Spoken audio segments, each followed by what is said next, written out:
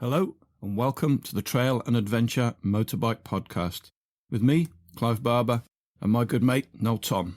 For the days when you can't ride your bike, there's always the Trail and Adventure Motorbike Podcast.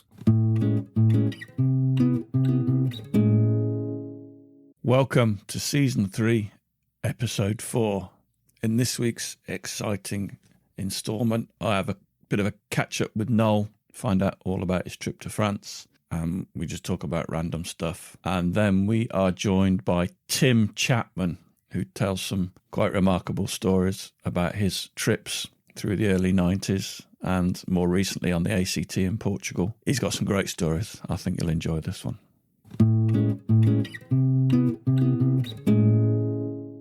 It's absolutely deserted. The whole of France? Literally the whole of France. No, the bit we were in, which is kind of round Paris. So it's very agricultural, huge fields of crops that are, I'm not sure if I can identify, I'm sure I saw rapeseed, wheat and maize. Good information. This is the crazy thing, I bought some oil today and everyone's sort of panicking about rapeseed oil and stuff. And you think, what's France doing with their oil? Because they're just producing millions and billions and billions of gallons of it. But it was great. Yeah. So we did like a circle of Paris, really, or we're around the edge of. I don't know. So you didn't get very far south then? No, we didn't. And we kind of rode as soon as we got off the tunnel. We rode for about 2 hours. John had some sort of experimental tracks he wanted to look at. It was amazing, yeah. But you are just through crops. It does undulate a little bit, but you never really sort of go into a horizon. It's very dramatic because the skies are huge and the wind turbines are impressive. And when you ride under them, that's quite exciting, like we did. But after a while, you do just feel a bit like the Netherlands. You're just riding sort of down access tracks around crops a little bit. Are you going to the lightweight festival thing, camping thing? I think they're talking about it in August. So yeah, it'd be good to put an appearance in. It's not that far, is it? I assume it's going to be in the Peak District. Yeah, I think it was Peak District. Somewhere like that. So give it a go. Support the lads. And what about Greg's magazine? It looks good, doesn't it? I think it'll be interesting. I mean, it's funny because that whole photography thing, I'm not massively fussed about that. I enjoy looking at people's pictures, but to me it's not a massive driver in the reason why I go out and ride my motorbike. But yeah, you can enjoy anybody can enjoy a beautiful picture with a motorbike in it. It's a bit like the Overland thing, it's a coffee table magazine, isn't it? That's the aim of it, I would say. Something that is so, the quality of it is so great. It'll sit on your table and you're happy for it to be there for a year. And it's not even, I get the impression it's going to be very beautiful and nice paper and well printed. Yeah. And if you compare the £8 that you're having to pay plus £3 postage to, I don't know how much about motorbike magazines now, about £5 or something like that. Yeah, at least. It's not much more, is it? No. But it's quite a cunning plan, isn't it? Because if you quite like I do, scanning the hashtags to see how you're doing in the hashtag competition, to get your photo in the magazine will be quite it's like a constant competition with yourself to try and get in the magazine, isn't it? See, I don't think I've ever done that. So what do? You scan shoot and ride, hashtag shoot and ride, see where you are in the... Yeah. But you don't know what the algorithm's doing. Yeah. And yeah, I know. It's a funny thing, the hashtag thing, isn't it? Because people always talk about hashtags, but I don't think a lot of us really know what the hashtag thing is doing. No. No, do you know what I mean? Certainly not in the way it ranks. Is it popularity? Yeah. Is it fuck knows date order? Yeah, I've no idea. So this guy Tim, anyway. Yes. Told you a little bit about him. He basically just he told me nothing about Tim. Okay, so he's a listener. Yeah. And he basically got in touch. It was a while ago, and I finally got my arse into gear to get back in touch with him. And he basically said he did this trip to Bulgaria in the 1990s, and he said it was a fairly eventful trip. Well, that sounds quite interesting. So I gave him a quick ring anyway, and had a chat with him. And he's this really eloquent, interesting guy. So I think it'll be good. Hey, what do you think of this new KTM stroke gas stroke Husqvarna? 490 in a proper 390 engine in a proper chassis. I haven't looked closely at it. It's a bit out of my... Yeah, it's still going to be a KTM, isn't it, really? Even though it's a gas. Is it? What's the engine? Is the engine made by them? And this is the KTM 390 engine, So Oh, Jesus. So what? That is crazy. It's a KTM engine. but it's not the enduro bike engine. It's like a road bike engine. So KTM own gas now, like they own Husqvarna. So it's basically going to be it's going to be a red KTM, if you like. Yeah. But isn't this the bike that everybody's been after for years? A lightweight bike with enough power that you don't have to service every 10 hours. With decent suspension. Isn't this it? It could be KTM own gas. They do, yeah. They bought them fairly recently. It's a bit like the car world, isn't it? You know, everything's owned by everybody else. Do you know what I mean? Yeah. Well, it seems bizarre to me that I just didn't understand it when KTM bought Husqvarna, because all they've done is they just sell white KTMs and badge them Husqvarna with a few differences. Yeah, I did fall in love a little bit with Joe's KTM. See how I'm doing it Rupert's. now. No, with Joe's. I went with John. John and Joe went to France with me last, and he was on a 701. Oh yeah, they are good looking, aren't they? Oh, I had to go on it. It was very exciting. Yeah, you absolutely. Liked it because I know you said funny. It's funny when you ride with someone and then you have a go on their bike and their bike's really fast and you think, how are you holding back all the time? Because you're on this machine, sort of riding at CRF 250 pace. Yeah. And actually you could be absolutely covering half the ground.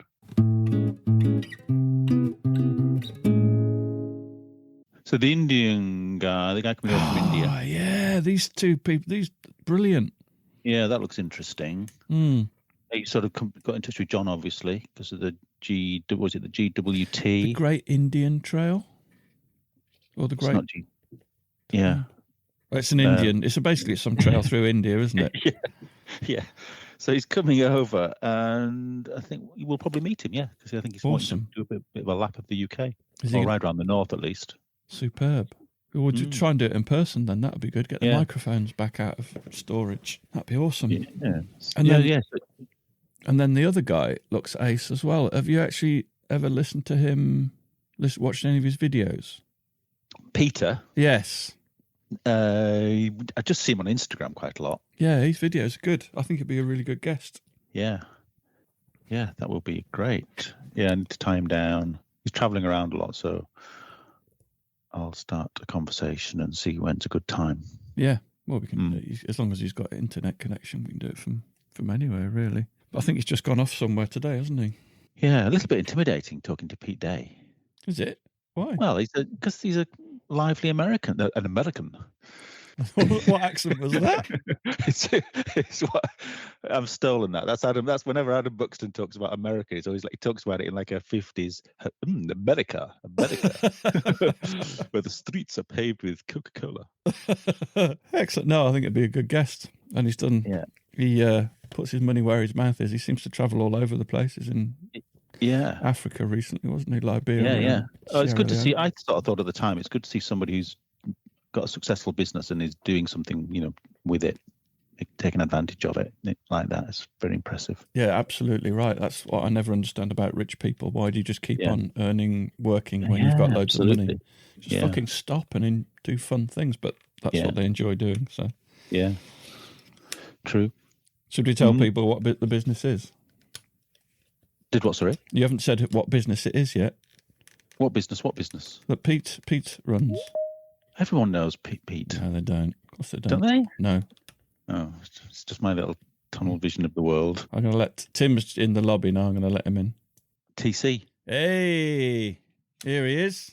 Hey, he's another grey beard. Fantastic. And I can't get my volume working. Hang on a minute. Why haven't I got this? So we can hear you. How's that? Oh, that's so much better. Cool.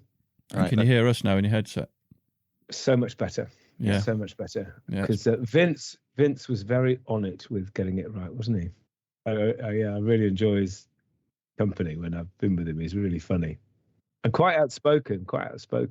Oh yeah, without a doubt. He doesn't hold back on telling you're an idiot, as he did with us about 4 times. we had to take the outspoken bit out at the end, didn't we? Yeah, there was a big chunk I missed out at the end, wasn't there? Yeah. Let's not say what it was about, but it was something to do with adventure.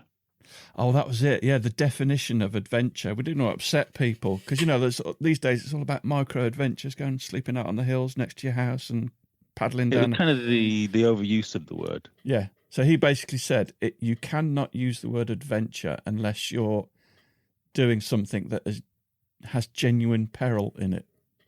Yeah. And you can't classify motorbikes are dangerous to ride. It has to be something else. I was in agreement with him. It was a very solid argument. I have to disagree. I think you can have an adventure without being that extreme. I went on the ACT in Portugal. Lots of people go down the ACT in Portugal. I thought it was an adventure, but I wasn't in peril. Well, I was a couple of times because I'm a twat, but but that was my own fault. Yeah, I don't necessarily agree. I mean, the definition of the word adventure, I don't know. I think we only really go on holiday, don't we? But that's an excellent caveat. Yeah. If you're a twat. And the other thing is, I don't actually care either. No, absolutely right. Well, it was only afterwards that I realised the irony of me solidly agreeing with Austin and then realising that I was on the trail and adventure motorbike podcast. Yeah. Well, we have actually had some genuine adventurers on it. You have, absolutely, yeah. Did you listen to Ben this week? No, I think remind me. He's the young lad. He's the really enthusiastic. Everything's amazing, awesome. Cool, man. No, I haven't yet. No, I haven't. Ben King on the road. If you don't know him, he's worth looking up or listen to the podcast. He's really good value. So he was the lad.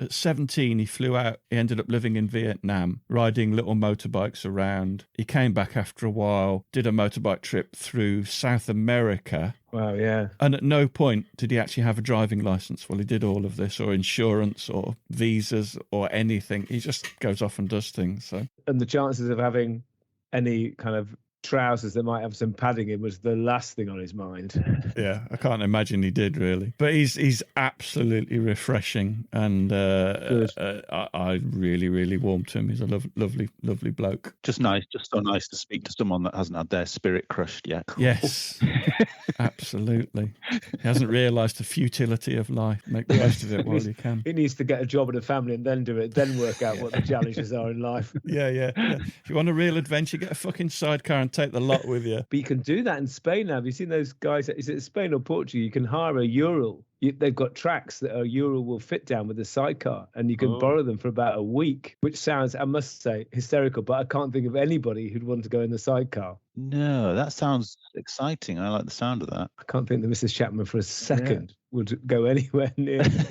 Has anyone ever ridden a bike with a sidecar attached to it? No, that's just a motorbike that's been spoiled, surely. Yeah, but I've never ridden a tandem and I've never ridden with a sidecar. I want to do both of those things at some point. Well, this is my theory about trike, and it's the same with the sidecar, is you've got all the inconvenience of a motorcycle with all the inconvenience of a car. They're just stupid. Quad bikes. They're the most dangerous things on the planet. No, they're completely safe because you can't fall off them. They're absolutely fine. Ask all the farmers around here. I was coming back from Hawes the other day and I met a farmer coming the other way on a Honda trike. Oh, one of those ones that kill you. Yeah, isn't that incredible? Wow. Still using that as a working vehicle. So amazing. So dangerous. Quite a rare thing now.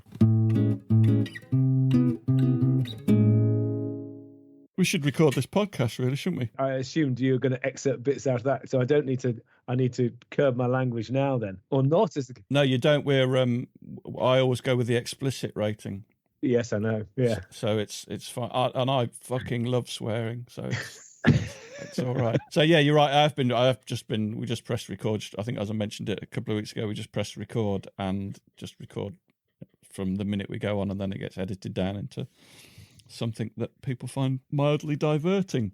So have you been listening for a while, Tim? Yes, I have. I think I heard about it through Greg, actually. I think he put it out on his Facebook stream. It was in a newsletter he sent out, I think. Yes. So then, and I think that was it was in COVID. So yeah, as it was meant to be. It was great. It was really good. So yeah, I've listened to. I wasn't to listen at the beginning, but I've kind of gone back through and binged listened. Yeah. Because in the winter months, it's great to think, yes, you can get out there, as you say. I do always say to people, probably missed the first 10 out because they were all a bit shit, really. Not the guests, just quality and us not being very good at it. Mind you, nothing's changed. So, Tim, your name is very familiar. Might I have heard of Tim Chapman? Or are there just lots of Tim Chapmans? I don't know. Well, I've been biking around for ages. What do you do for work? Fuck all. Will I have seen you on the internet? No, not at all. Oh, No, right. no, Oh, I steer. I don't think so. No, you're maybe not, kind of social. Yeah, maybe possible. I suppose. do you appear on Instagram or? Yeah, I do. I watch Instagram. I don't post stuff. I watch stuff. Or if I think someone is a twat, I'll say so, but very rarely. I don't ever get into that debate on it. I just watch stuff largely on people's motorbike adventures, actually, and how they've got on. And like in Montenegro, there's still snow at the top of the mountain, so watch out. Yeah. And we're thinking of going to the Pyrenees next year. So when will the snow be gone in the Pyrenees? Is it gone now? I don't know. I think not, probably. I kind of used it. That's interesting because when I left you, Clive, in Spain, and I wanted to come back up through the French Alps, that was kind of one of my little ways of seeing what the snow was like, was just looking at the hashtag of towns high up in the French Alps to see if the recent pictures showed snow. So it was quite a good way of actually seeing an image of the landscape. When we went to Spain this year and Portugal at the beginning of April, when we landed at Santander, we thought, oh, the sun's coming out, it'd be nice. -6 and snowing. No. It was -2 on the road going up to the top of the mountain. And then night when we were camping, it was -6. And I left my gloves outside. What a right. And what sort of trip was that? What were you riding for that trip? I had a big bike, unfortunately. No, we had T7. There's 6 of us, and we did a little bit of the TEP, but mostly guided around the ACT. So we went from Santander to northern Portugal, and then went down to Tavira, and then some of us went up the Atlantic coast to Lisbon, and then back across again. The Atlantic coast is fantastic. It's beautiful, mind you. Northern Portugal is fantastic. It's so beautiful. The mountains, there's no one there, and you can see for miles, and the people are fantastic, and you can stay in a hotel and have dinner for about 20 quid. It's fantastic. I loved it. I've got to go back. We're getting ahead of ourselves slightly. We should do the introductions first, really. You should probably tell us, Tim, who you are and why you got in touch with us before we start telling the stories. My name is Tim Chapman, and I was listening to the podcast and the excellent Trail and Adventure Motorbike podcast. Indeed. The excellent. No, another one. Not that one. Another one. Adventure Rider Radio, yeah. I think you're kind of running out of celebrities and thought, well, let's just get some normal people on. And I thought, well, I'm a normal person who's had a few adventures over the last 30 years.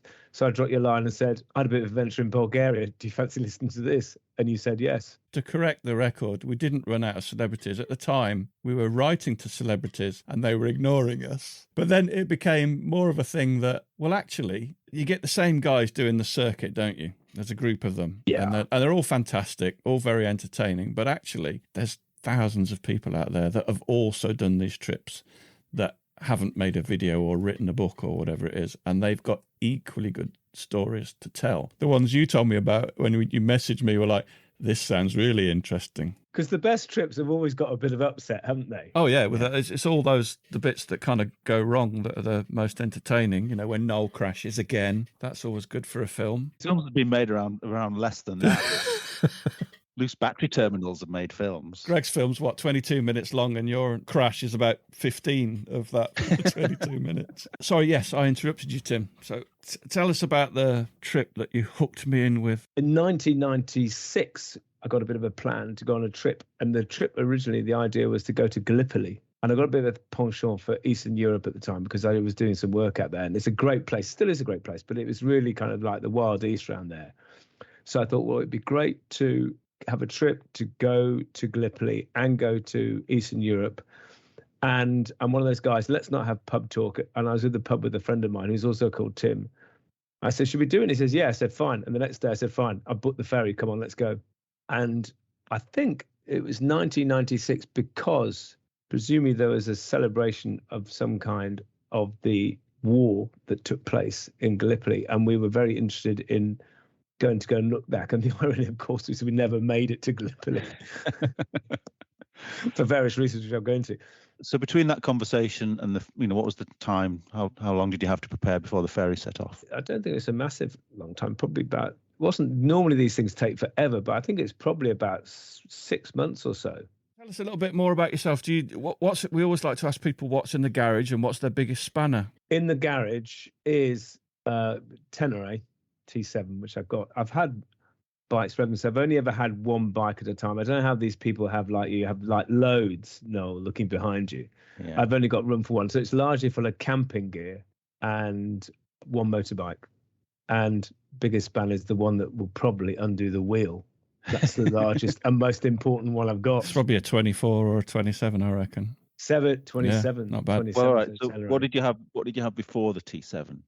So going back, I had for a long time, I didn't do off-roading for a bit. So I had a Triumph RS Sprint, which was a cracking bike, actually. And Motorcycle News voted it as the bike that owners like best. But before that, I had a whole range of stuff. So I had a KTM EXC 250 for quite a long time. I had a Honda 250 trials bike for a bit of time, whilst I had the Triumph. So I'm lying when I said I only had one bike at a time. I had the Enduro bike at the time. And then before that, I had a Africa Twin for a long time when I lived in London. It was my go-to bike. I went on trips with that, and it was a fantastic for getting around. And before that, I had the original blue Tenere 660, wasn't it? The blue one? Yeah, that sounds right. Blue and yeah. yellow, which is obviously de rigueur now. The Tenere was I went to Morocco on in the early 90s, and then the Africa Twin was the one I went to Bulgaria on. What sort of riding do you do now on the T7? I muck around here when I use it as a bike to get around in, and then I can do when I go on trips. So I use the Tet round here. So Where's round here? So Oxford, so it's pretty useless really for the Tet because there's nothing around here. But if you get down to Salisbury playing, you can go west. You can obviously go to Wales. So went on a bit of a couple of trips last year. But what I really like, the thing that gets frustrating with me, the Tet, you do kind of 2 miles and you're out on a bit of road, bomb down a bit of road, then you got another 3 miles and another bit, and then you get lost. You got to look at your map and you get lost, and you faff around, you have a cup of tea. What I do love is like when you go on the European trips and it's just off road all day. It's fantastic. And I've been to Morocco a couple of times, in fact 3 times, when you just off road all the time. And when you get on the blacktop, you're thinking, thank God for that. Yeah. I really need a rest, and you just stop and have about 8 gallons of water because you're so hot and exhausted, and you welcome it. But here you just back on the blacktop again, bit of a problem. And then another gate to open. And yeah, another gate to open. Do you ride on your own, or have you got a gang that you ride with? And what's your gang name? We haven't got really a name for the gang. There's about 6. Jim, a friend of mine, I've been riding with him forever. So I've known him since I was 8, and so we've been riding for ever and a day. The guy went to Bulgaria with, and there's a bunch of guys around here. I met some guys on Rally Moto doing the 500k thing in Wales last year. So we all went to Portugal this year, and there's a few friends of friends. But I haven't really got a close-knit bunch of guys we go with all the time because it's pretty crap around here. So you need to kind of plan a weekend and try and get a weekend, and therefore there's the problem. I can't, like you guys, just rock about outside the back door and buzz around for a couple of hours. And also, because it's a bigger bike, I'm cautious of going out on my own because I have fallen over and got it stuck underneath it when someone else has been around. So I do it on a 250 or 350, but I wouldn't do it on a 700. It's just a bit bonkers. Does it feel like a very heavy bike? Not when you're riding. If it's great when momentum is your friend and you're bombing along. It's got great balance, and you can have great fun with it, and you feel in control, and you can bat it around on some real steep stuff up or down. When you start to go slow, that's when the problems start. And if you lose it going around like a sharp bend or something on an up or a downhill and lose your balance, that's it. You've had your chips. And I'm not 6 foot, so it's a challenge to pick it up. Does it feel a lot lighter than the Africa Twin you were riding in the 90s? Oh yes. Is it? Yeah. Much. I don't think I could pick up the Africa. Could I have picked it up? Probably, because I was younger then. Does it feel like the best bike you've ever had? I think for what I want, no. Actually, yes. The design of them is so different that you can tool them up and accessorize them so that they are much better off-road, or you can just buy it and ride it around as it comes out the showroom. But you can accessorize them, and they do perform much better. And I haven't put new shocks on or anything like that, but you can improve them, I think, markedly. But I think the bike is always going to do better than I am because of my ability. Yours is pretty bog standard then, is it? Well, it's got bars on it. Mechanically it's the same, and it's fine. It's a cracking bike. I when I went to Portugal in summer, there's of the bikes that were there, I wouldn't have wanted to be on anything else, because you remember you got to ride all the way there.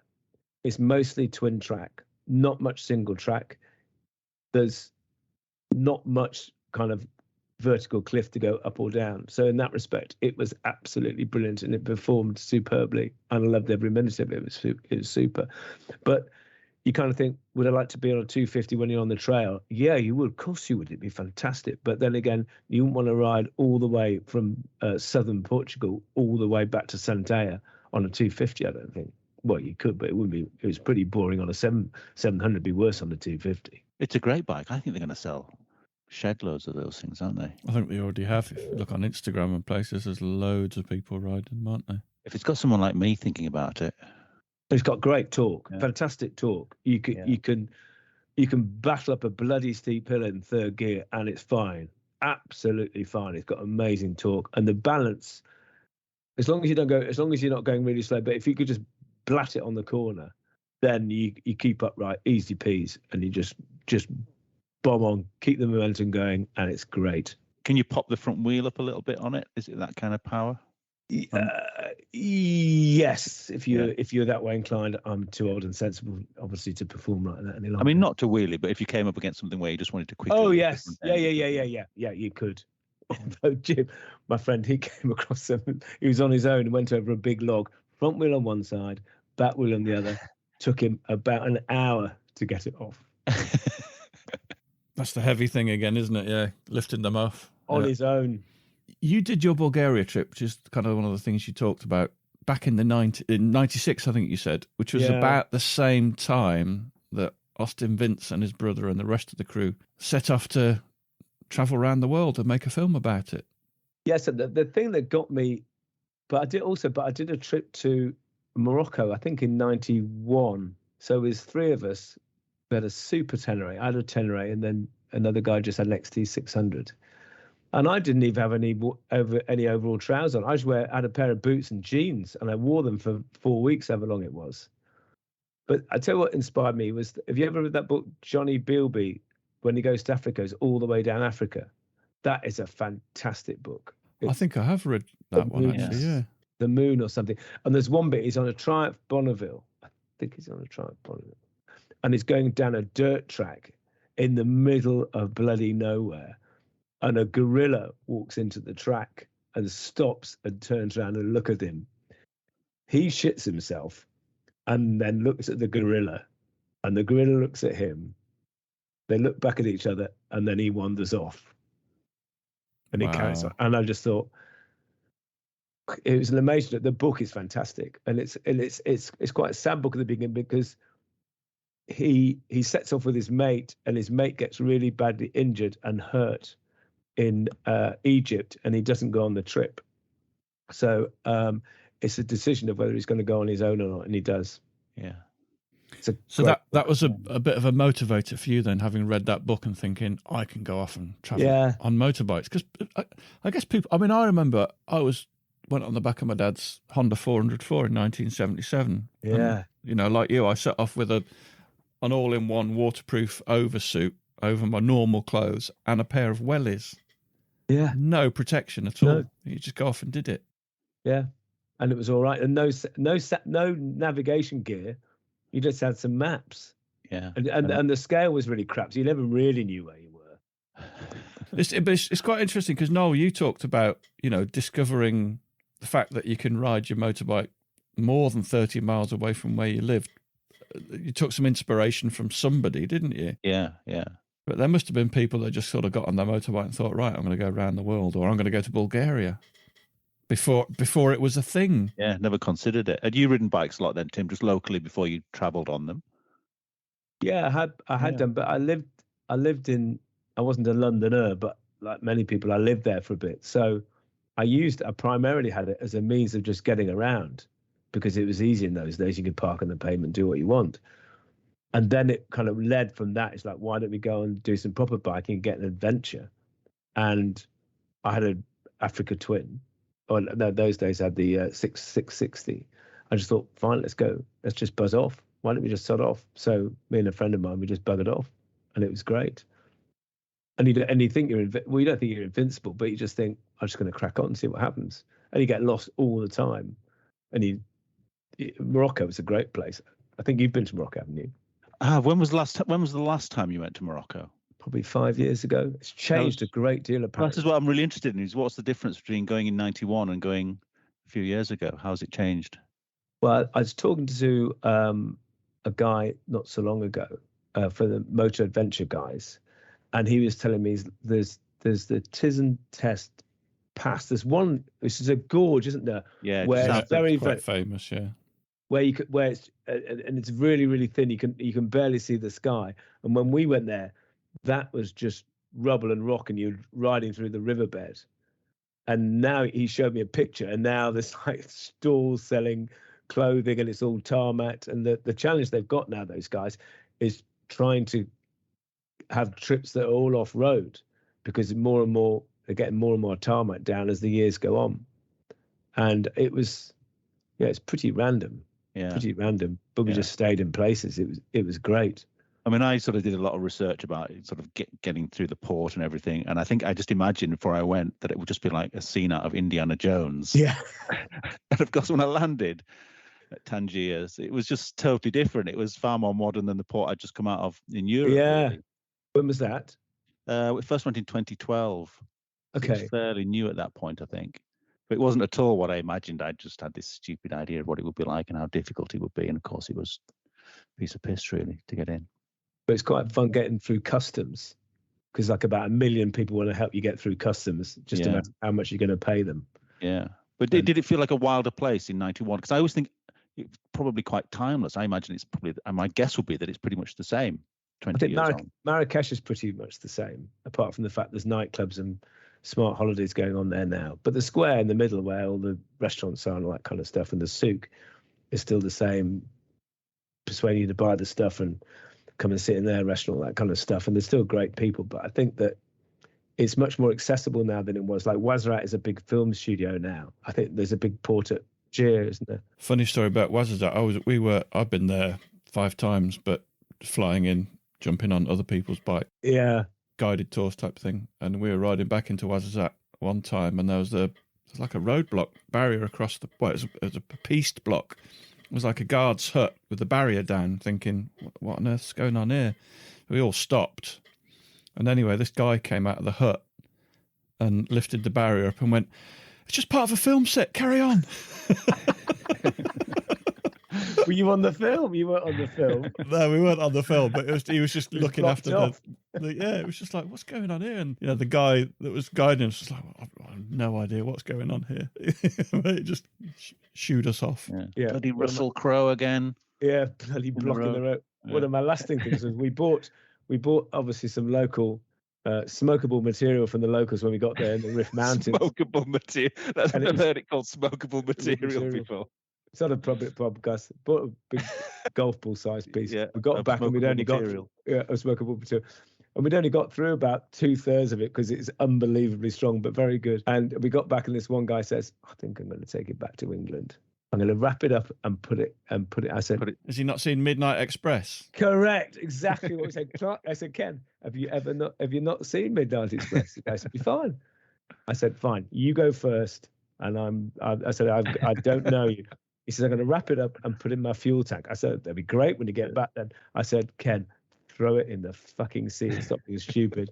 If you don't, I will. We grabbed him and we lobbed it in the sea, as I did not want to be visiting him. But he was convinced that it was a smart idea. I suspect the thing that's changed probably the most is just the amount of kids holding their hand out for a slap on the hand as you ride past, probably. Yeah, that's the biggest improvement that's been happened in Morocco with the more liberal government over the last 20 years. It's a weird thing. Is there a fine line between some of them, like they're standing there. I did a great trip around Lesotho, and they're standing there with their hands out, and you give them sweets or you give them pens or crayons or something like that. And some villages, they're all standing out and they're great. And then some villages go in and they're just lobbing rocks at you. Yeah. So what? I don't quite get. Is it different schooling system or something? I don't know. One of the most tragic things I saw on the last trip was, as I rode through a village, there was a group of really happy kids playing, and they had one bike, and that bike had no tyres on the rims. Yeah. And then when I looked closely, there were no handlebars on the handlebar stem. Yeah. I thought, God, I just want to go home. And we did see, actually, as we were going out, we saw a car with a whole roof rack piled high with bikes. So people were going out. There must be some charitable organisation going out with bikes. But I thought, Fabulous. God, these kids need bikes with at least handlebars. Maybe not. They can get away without the tyres, but... I'm surprised they didn't put a stick through it or something like that. Yeah. Just not very fucking imaginative, are they? That's why they haven't got a bike. I'll edit that bit. I think you maybe should. Yeah. Come across as a right prick then, didn't I? You are. I was going to say, who went to Bulgaria? Was it just you, or you were with a pal? I was with a mate of mine. Yeah, two of you. A mate of mine. Yeah. So I had my Africa tour, and he had a GS. I think he had an 850. Which I remember we swapped bikes halfway around, and that thing was so smooth in comparison to the Africa Twin. It was great. Yeah, just two of us. So we did London, went down to a mate of his. He had a pal lived near Lyon. So we got to Lyon, stayed in Lyon. The next day, we left Lyon to go to Venice to get the ferry down to Greece, but we got a puncture on the way on the road. So we were delayed by half a day getting that repaired. And then we got to Venice. And then we had a day on the boat and got to Ignamitsa. So arrived at Ignamitsa. And it was quite funny. We got off at Ignamitsa, and it was the middle of the night. We wanted to get some miles under our belt. So it's about 2:00 in the morning. We stopped and we just found somewhere, and it's really, really warm. And we'd parked the bikes up on a track and just lay down and just slept outside on mattresses. And then in the morning we heard this really big noise, and there was a fucking great Cat D8 dozer bearing down on us. And we'd parked up on a haul road of a quarry, and this was the bloke in the Caterpillar going to work. Then we went across to Thessalonica, and then we went to Bulgaria from there. There's about 4 days to get there, I think, something like that. 1, 2, 3. Yeah, about 4 days to get there. Oh, that's fairly cracking on then, isn't it? Yeah, it's a big old journey. We were working, so I think we had 3 weeks. So we wanted to kind of black down there and then spend some time in Gallipoli and Bulgaria and Greece, and then black back. That was the plan.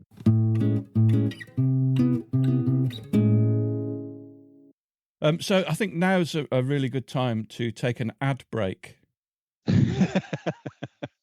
Really, as the Tampax thing kicked in, Tampax. Have they finally approached us? No, but we have been approached for an advert for somebody. It's a Latvian company who do like a tracking. Like if your bike's stolen, it's got a tracking device in it. Yeah. So I'm not sure how I feel about doing adverts. What do you reckon? Well, have you actually done an advert? I've got the text for an advert. I haven't recorded it yet. But, and to be honest, the amount of money we'd get probably makes it not even worthwhile because of the number of listens we get is relatively small. Yeah. So. I don't know what to do really. So I've written back to this company and said, look, it's not worth it because for the amount of money, it's not going to be worth the hassle. But if you'd like, I will put your advert out there. If you can offer our listeners a discount, a discount code, well, I'll do that and we'll see what happens. And so we're not taking any money off them. People will get a discount. If they want to buy one of these devices, they can. No idea what they're like, how reliable they are. Don't know anything about them. Do you know? No, so don't know the range on them or anything. Well, it will be internet based, so there is no. It's not like a radio thing. It'll be, I guess, wherever there's a 4G or a 3G or whatever signal, it'll pick the signal up and you can track it that way. Wow. So, and it's a one-off fee. You pay £250 minus, I think it's 15% discount through our code. Yeah. Which I think is TAMP. The thing is, there's no annual fee or anything like that. It's an ad break. It's an ad break. This week's episode is brought to you by SysApp, which is a motorcycle tracker and rider's mate.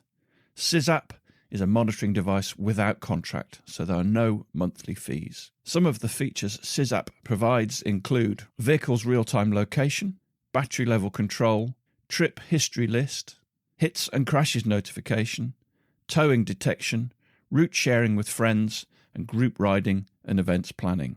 If you use the code TAMP, TAMP, you'll get a 15% discount off the price of €250. SysApp, your reliable trip mate. It's very easy to use and very easy to install. Have a look at sysapp.com. That's SIZZAPP.com. sysapp.com.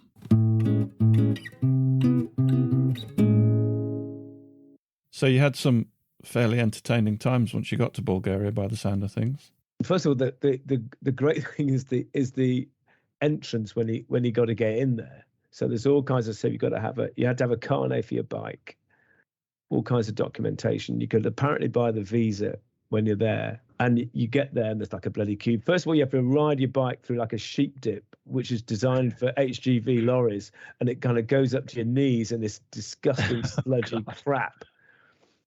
So you have to go through there, and there was this English truck driver there who was driving to Moscow, and he had the number plate on his truck was KGB1. It was an English bloke.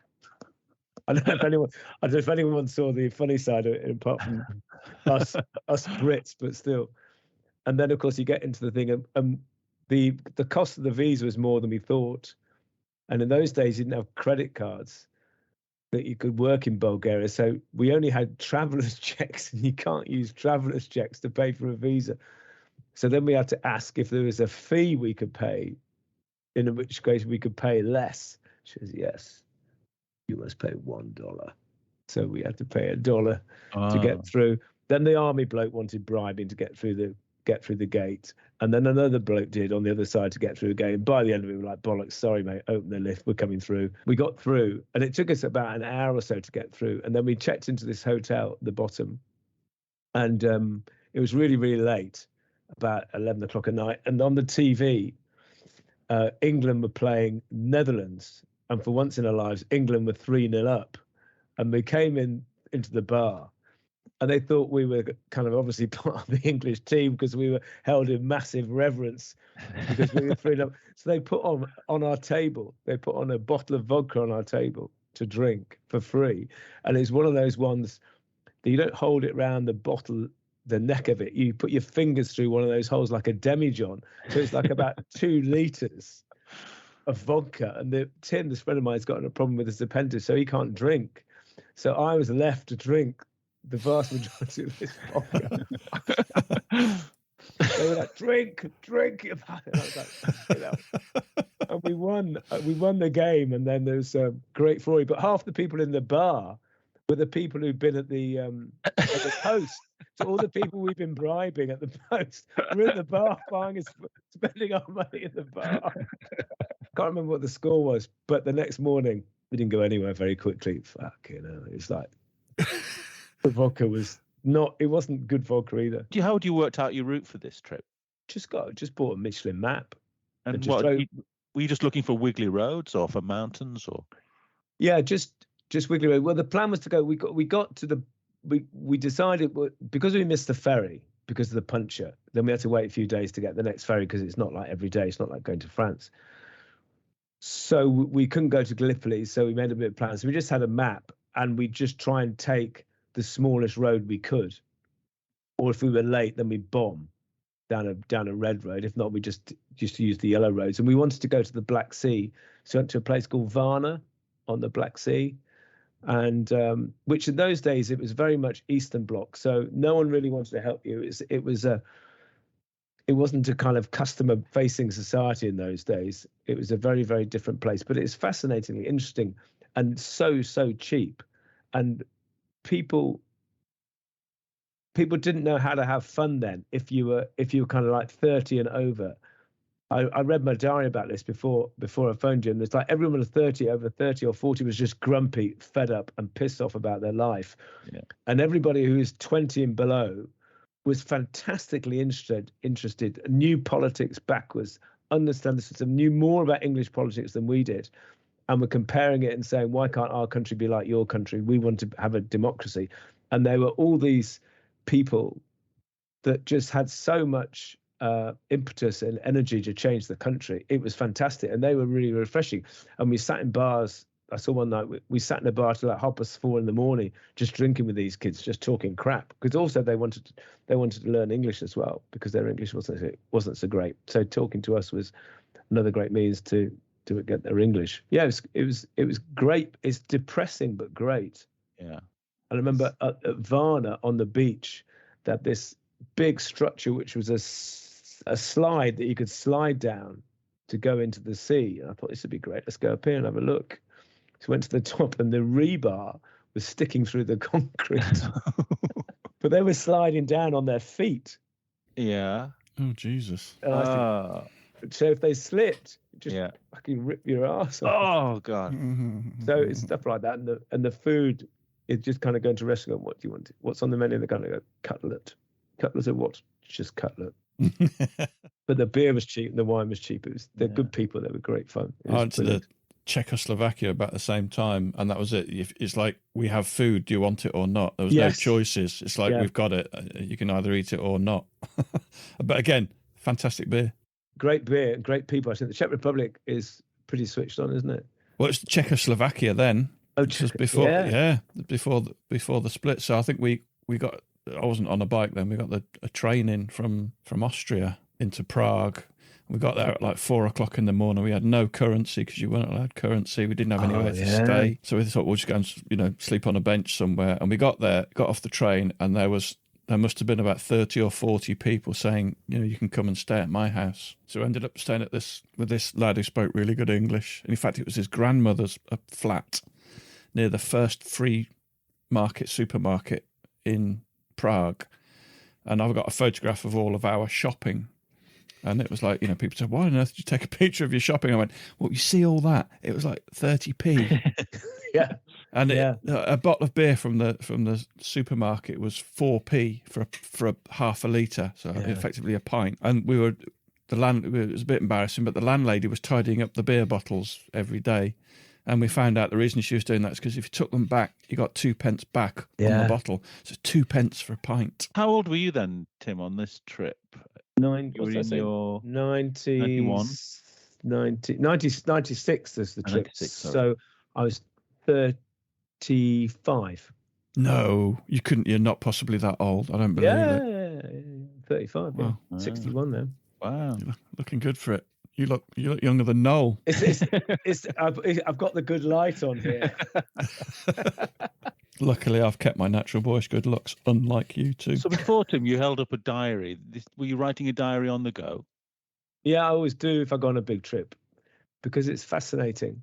I do a photo album every year as well of everything that's happened in the year for the family, which is great. Yeah. But on trips, it's great because you can look back and there's those weird things. So, how much was it? How much did that cost?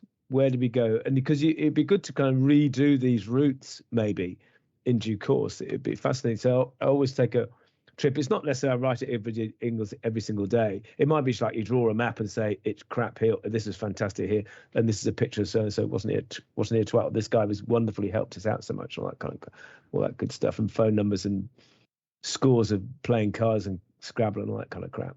And you're still doing this on paper? Yeah. That's nice to see. Yeah. You shouldn't do it on your phone, as I found out, because your phone crashes and you lose everything. Yeah. Oh, you did, didn't you? On your Spanish trip, didn't you? Did that? Yeah. You've got some more mad tales of travelling through Bulgaria. So the worst bit, or the most the amusing bit, was we left Varna to go back, and we were going to go via Sofia, the capital. And we're going down like a main road. It's like just a big dual carriageway. In 96, to paint the picture, there were no real Western cars there, and no one had mobile phones. And it was, you could use dollars there because of the foreign exchange. It was that kind of culture. And it was, okay, I suppose loosely a democracy, but more like a communist regime in that case. Certainly the thought process. Well, anyway, so there's no one. We were bombing along, and this Shogun passed us, and then slowed down. We overtook the Shogun. This happened quite a few times, and then it came past, and this guy was looking out the window, looking at our bikes, and then we stopped to get some gas, and the guy pulled alongside, and they were just walking around looking at our bikes, and they filled up. We filled up. And we're going past, and I stopped. I said to Tim, "Come on, let's pull over." I said, "I'm not liking the look of this very much."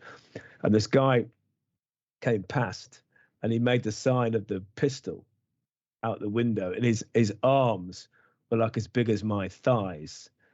And I was just bluntly crapping myself. I thought, this is it. We're going to get bloody nabbed here.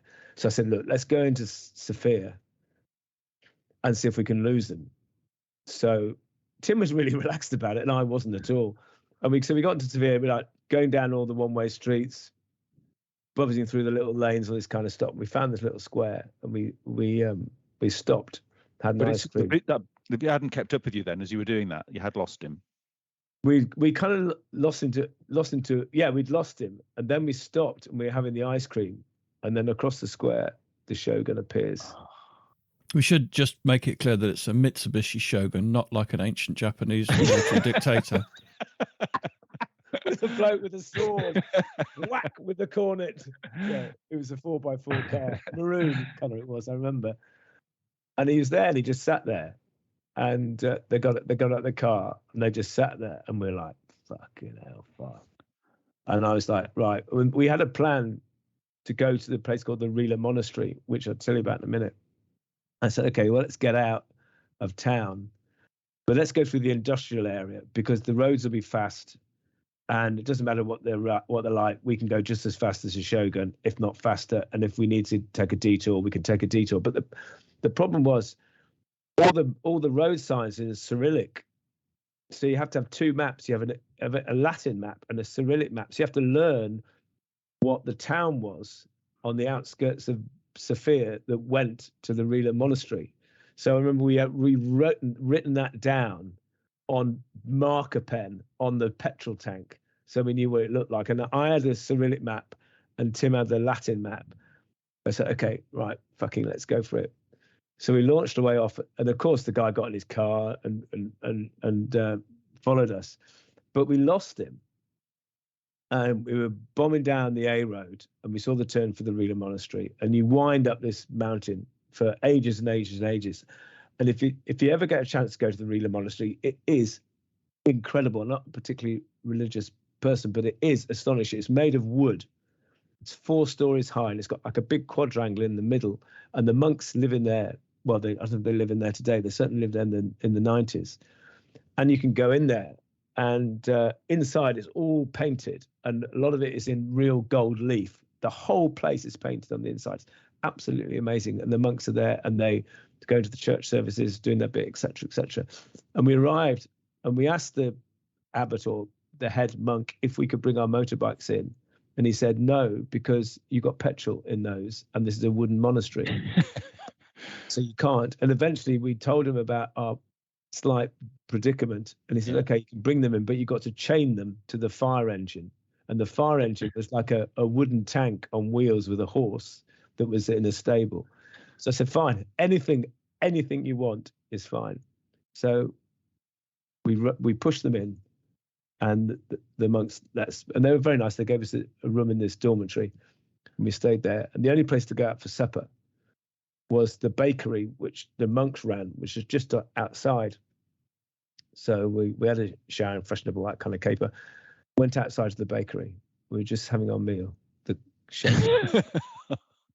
with his girlfriend, who was about half his age, and he just stood there, sat there at the table, and smiled at us.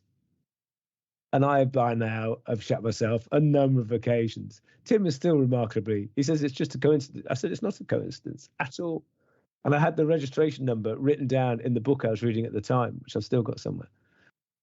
And I was like, fucking hell, what are we going to do now? What was his demeanor then? Was he smiling at you? And yeah, smiling in a kind of that kind of meathead menacing way. And his girlfriend was like about a quarter of his age, and obviously very, very well dressed and good looking, and about half his age. And they stood there, and eventually we finished the meal, and we went back into the monastery. And he said, we'll just go in the morning, Tim. It'll be fine. I'm going, it won't be fucking fine at all. So he just went to sleep, and I'm all night. And it got light, and I woke him up and said, come on, we're going. So we got our stuff, went downstairs, got the bikes, didn't start them, and there was another gate out of the monastery into where they grew all the veg. So he pushed them out, opened the gate, pushed them out. None of the monks were up. And we pushed them out, closed the gate between us, and pushed it down to the riverbed, and then rode up the riverbed, and eventually got on the road. And we were riding down this zigzag road. And I thought it was going to be like the bloody Italian job, with the car across the road and the digger, and he was going to push us off. And we got to the bottom, no one there. Got to the road down to Greece, whoosh, down to the border. And we got to the border, and we were sitting there at the border. The guy in the car next to me, we were just chatting to him. He was a diplomat, and he said, "Oh yeah, we're fine." He says they would have held you up. They might have beaten you up slightly, but all they want is your bikes. They would have just stolen your motorbikes. That's all they wanted. They would have nicked your money, and they probably might have taken your passports, but it would have been all right. I said, "That's not all right. What's all right about that?" He said in Sofia at the time, in the BMW garage, I remember him telling me that they took the engines out of the cars because they were kept on getting nicked, the cars in the main dealership. So they had them there without engines in them. That's what it was like. Anyway, we got across the border, and it was fine. And the rest of it was, we went to Greece and sat on the beach and drank a lot of beer with a lot of festive people and had a good laugh, which is what it should have been. But maybe he was just a Honda fan. I followed a few guys on Africa Twins, and in the hope that we'd have a little chat about. You're just creepy though, Noel. So you're like Tim, my mate. He was like, "Yeah, it's fine, it's all right." I said, "Look at him! Look how big he is! He's fucking." So when he appears in the monastery, what were you sort of speculating that night when you sort of go up to bed? What are you speculating that he might be up to or after? Because that was weird, wasn't it? It's really weird. I just thought, well, presumably he's just going to walk in and nick our bikes, and maybe he's going to nick our gear. But I thought, well, I had this kind of moment of religious fervor, thinking, we're in the monastery, we're safe. We'll stay fine. We've got the monks. We're fine. As long as we have to eat on the outside again. Yeah, we're fine. You're gonna have to stay here forever. But the thing I was thinking was, he knows somebody everywhere. He must be powerful. He knew somebody who'd phoned in and said, "There's two Brits on a bike, and where are they? Oh, they've just gone up to the monastery." How did he find us in Sofia? Yeah. We were in the middle of fucking nowhere, in eating an ice cream. So he was clearly Mr. Numero Uno, who wanted to collect motorcycles off English tourists and not pay for them, probably. So you travelled back. So you travelled south again. I'm lost on the. So then we went from Sofia down to the Greek border. Yeah. And on the Greek border, you then go west across to Thessalonica, and there's those three fingers that drop down to the sea, somewhere beginning with H, whose name nicks my mind. In fact, I can tell you because I've got my diary. So your ultimate aim is to ride up through all these countries and come back on land, or you're not coming back on the ferry, are you? No. So we then rode across to Igoumenitsa, which is the northwest corner of Greece. So during your travels, are you seeing any other bikers out and about? In those days, no, not at all. And nowadays, if you get on the ferry to Santander, there's bloody loads of people, aren't there? Yeah, if you go, it's like packs fantastic. of GSs everywhere you go. Herds of the GS flocks. Flocks is probably the term for it. I remember when we used to go on sort of European road trips, and one of our friends had a GS, and you'd hear this sort of burbling engine noise in the distance, which you sort of knew was, just after a while you thought, how have they produced so many GSs? But you knew it was another GS coming. And as the GS approached, Clive would just go, meh. It's just with a sheep. They have got the noise, but the funny is they've got that thing now where if it falls over, it contacts God, doesn't it? And it sends him out to rescue it. So I was away in Portugal this year, and Chris had one, and it fell over. We used to call it Linda because he dropped it a few times. Of course he did, because we were mucking about. And the phone would ring, and they kind of go, "Hello, Mr. Carter, are you all right?" No. And Wow. so you have to cancel it. So it phones you. It's like the those sat nav things. Yeah, that's amazing. Yeah, the I've never Garmin heard thing. of So that. it's in the bike as an extra. Yeah, a pendulum in the Wow. bike. If you're really screwed, you'll say, "Yeah, Wow. I'm really screwed," and presumably someone will come and find you. That really is Deus ex machina. But in all seriousness, you go back to when You and I went on trips in a pair of jeans and a t-shirt and a toothbrush and an old Michelin map. And now you've got to this in, what, 30 years? Less than 30 years, 20 years. Yeah, yeah. It does take a bit, I think it does take a bit of your previous guest comment, does take the adventure out of it, doesn't it? Yeah. Because it's nice to have, but well, it can still be done. We met some blokes on sort of lovely old Dejabiles, gerbils, as I like to call them, DR650s and some old air-cooled bikes. And there were French guys. This is about in 2018 on the Spanish sort of Pyrenean side, doing a bit of the TET. And they were all just in jeans and work boots. Yeah. Having a great time. So nothing to stop you doing it. We're all just really ultra cautious about it. And actually, we are, in the UK especially, we are crazy about our fabric biking gear with all its armor and waterproofness. But you see less of it on the continent, don't you? Definitely. Definitely. Yeah. But I think, is it like all these things? It's like someone turns around and goes, look at this jacket. It's 3 layers. It only weighs 4 grams. If you come off on the motorway, it'll be fine. And by the way, it breathes, so you never get hot.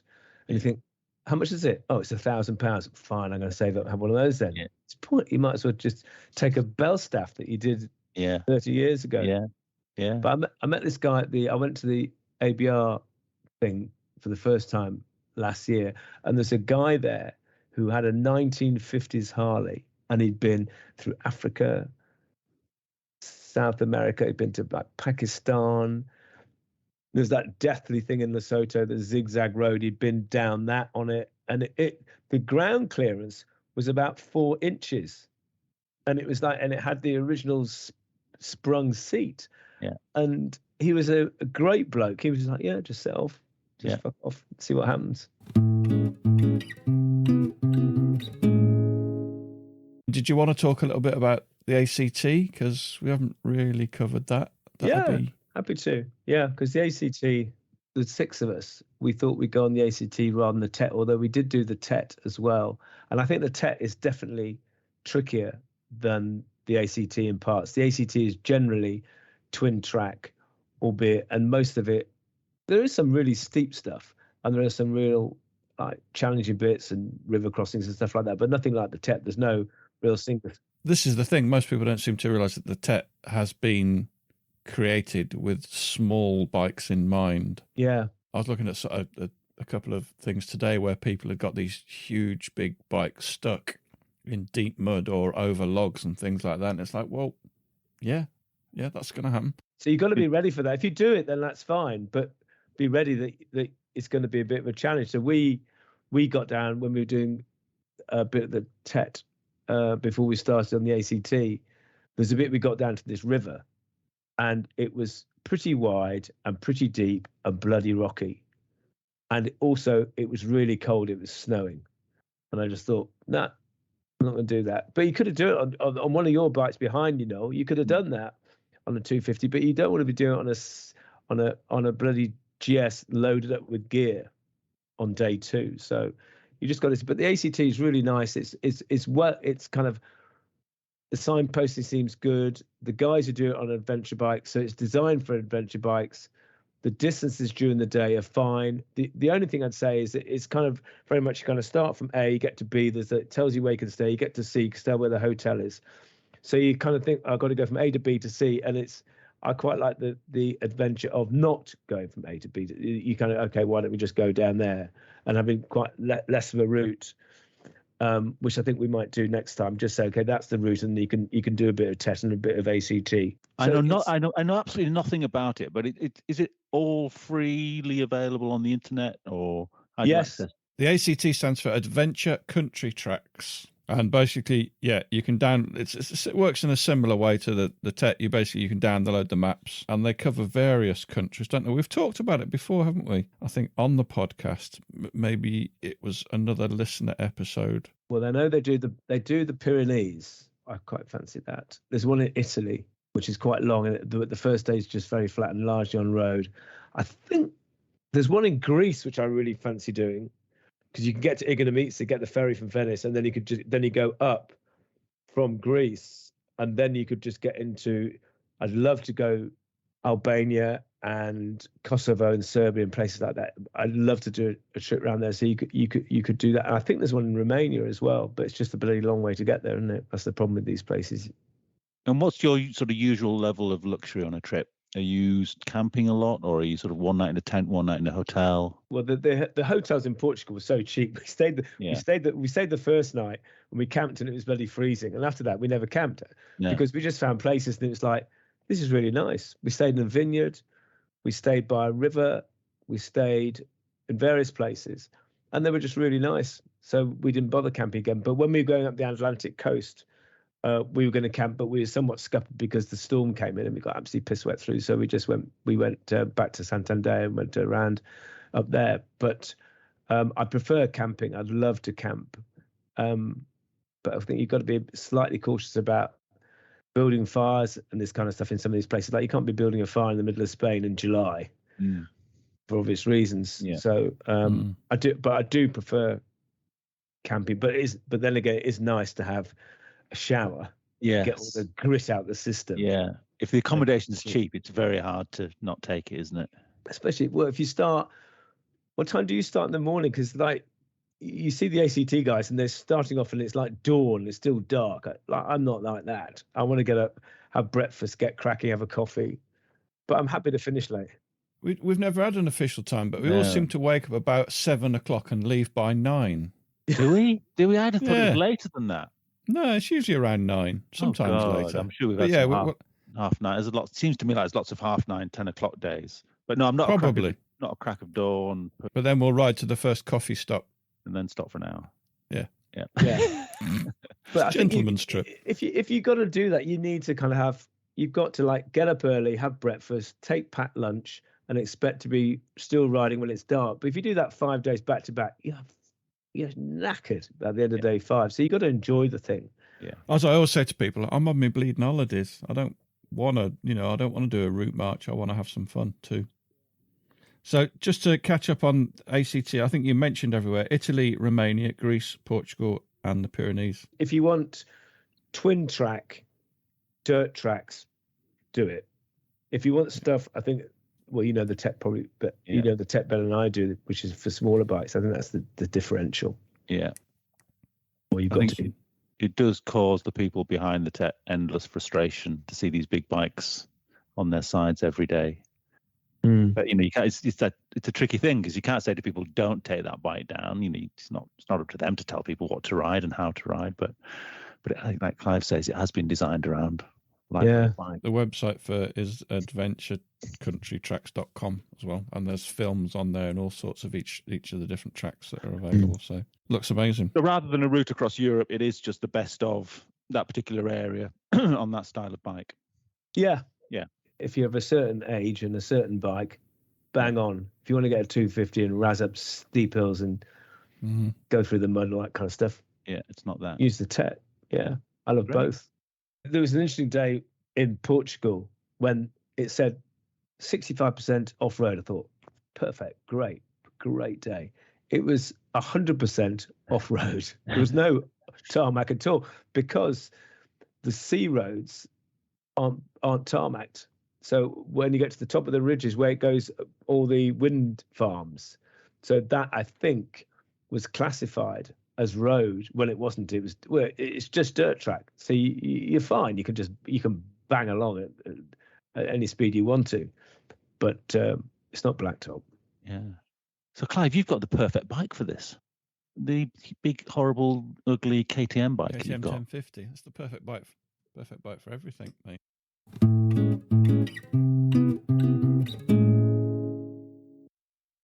Another one I want to do is go. You can get from Calais to North Germany, get to Dusseldorf, and you can put your bike on a train, and the next morning you're in Verona.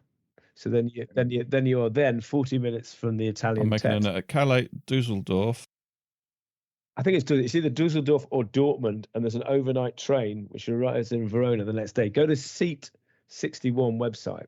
I thought this had stopped for some reason. No, it started. It did stop. No, you're right, and then it's been restarted. Seat 61 is the clunky website that knows all. But apparently it's going to get, and I'd love to do that and then get to Serbia. That's where I'd love to go around there, because I think there's tons and tons of stuff around Serbia, Montenegro, and Albania and all that kind of caper.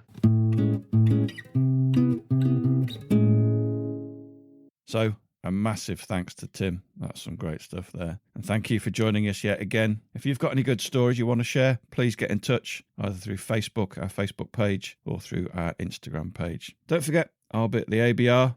Swing by Friday night about 5 p.m. at the TRF stage. See you next time.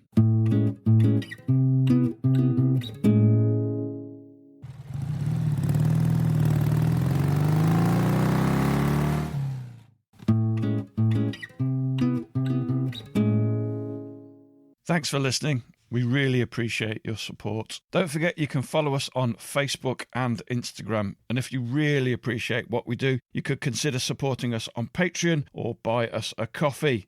Links are available on our website, which is tampodcast.com, tampodcast.com, where we also have a limited selection of branded stuff. But either way, please keep listening and spreading the word. See you next time.